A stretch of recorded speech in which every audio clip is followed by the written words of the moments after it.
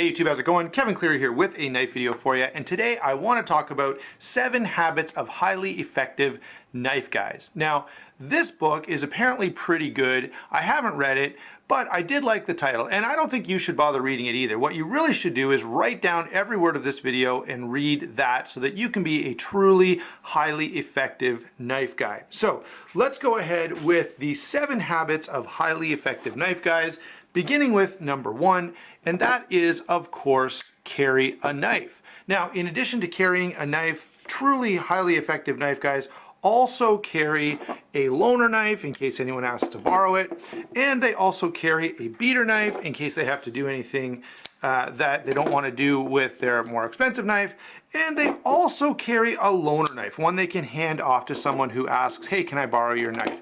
And so highly effective knife guys always carry a knife, and probably more than one if they're going to be highly effective rather than just effective.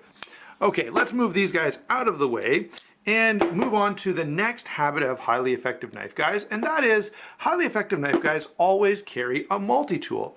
Now, a multi-tool is great. It usually has a blade, and sometimes it has more than one, which is good because you can really never have enough cutting implements on your person. What if you use the first 3 or 4 and they all get dull? Then at least you know you have one more in reserve on your multi-tool.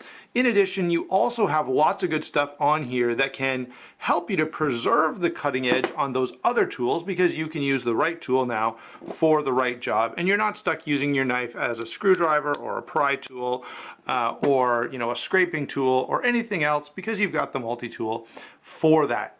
Also, along those lines, highly effective knife guys are going to carry a pry tool and probably a backup pry tool. And that way, if you don't have to worry about scratching or damaging your expensive titanium, polished, anodized pry tool. This one is not that, but it's going to make a good example. You can use the cheap one that you got from Walmart and keep the expensive one that was built by a custom knife maker in pristine condition. Okay, so that was the number 2 habit, always carry a multi-tool. Let's put a couple things here on the screen while we go through some of the rest of these. Number 3, highly effective knife guys always buy their clothes at a thrift store or Value Village, which is kind of a thrift store. The reason for that is it's important to save extra money to buy knives, because really your self-worth is not determined by how expensive the clothes are on your back, but by how expensive the knife is in your pocket. And so that's a critical point there. Now, I will say this. I have 2 supplemental points to this. Number 1, there is an exception to that rule, and that is 511 Tactical. If you want to splurge and buy 511 Tactical pants, shorts, socks, shoes, hat, anything else, that is completely acceptable. Outside of that, all your other clothes should definitely come from Value Village. Now, the other thing you can do along these lines, and so I'm going to put it under the same habit, is do your own car repairs. Mechanics charge $80 an hour. Well, $80 is a Spyderco Endura. So you could buy the Endura, fix your car yourself, and be much happier in the long run by doing your own car repairs. All right, so number 3, highly effective knife guys buy their clothes at Value Village and take other money-saving measures in order to afford more knives. Number 4, highly effective knife guys always keep their knives incredibly sharp. Okay, it is not acceptable that your knife will only cut, typical 8x10 stock paper. It has to be able to cut phone book paper, and even better if it cuts receipt paper.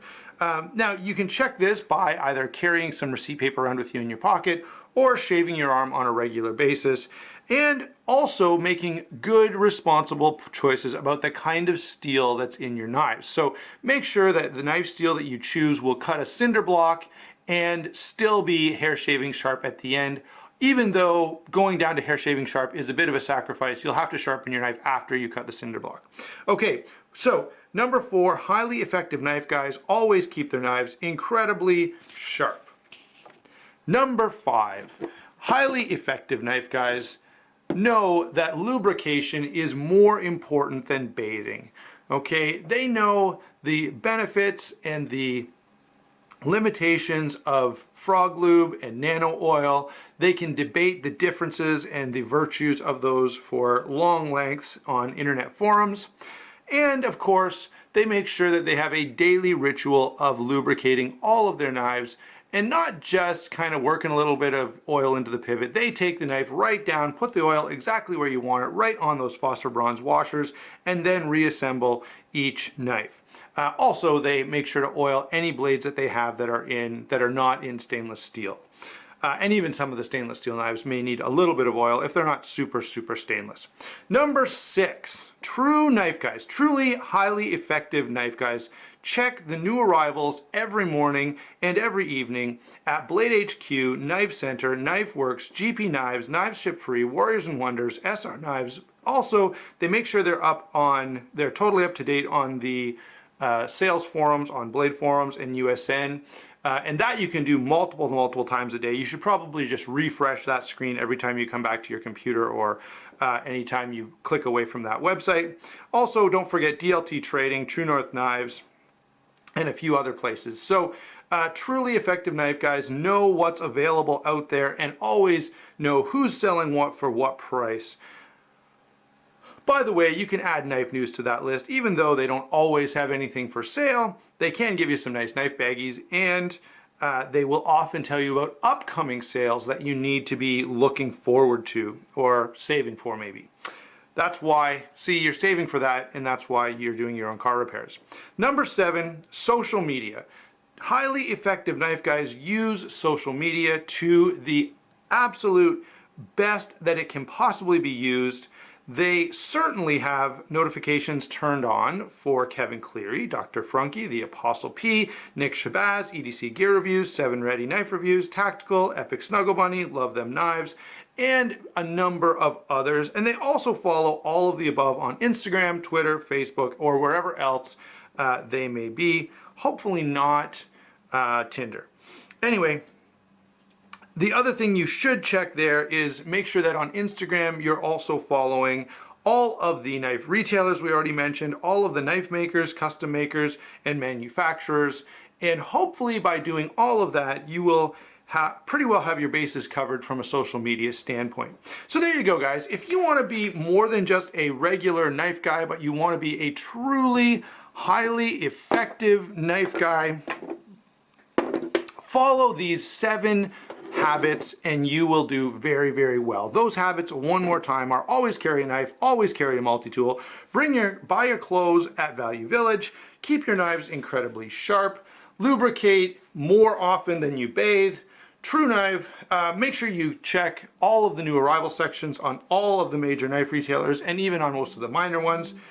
Don't forget internet forums. Finally, use social media to follow everyone else that has ever held a knife in their lifetime, and you will be highly effective as a knife guy. Thanks for watching. Don't forget to like and subscribe and turn on those notifications, and we will talk to you soon.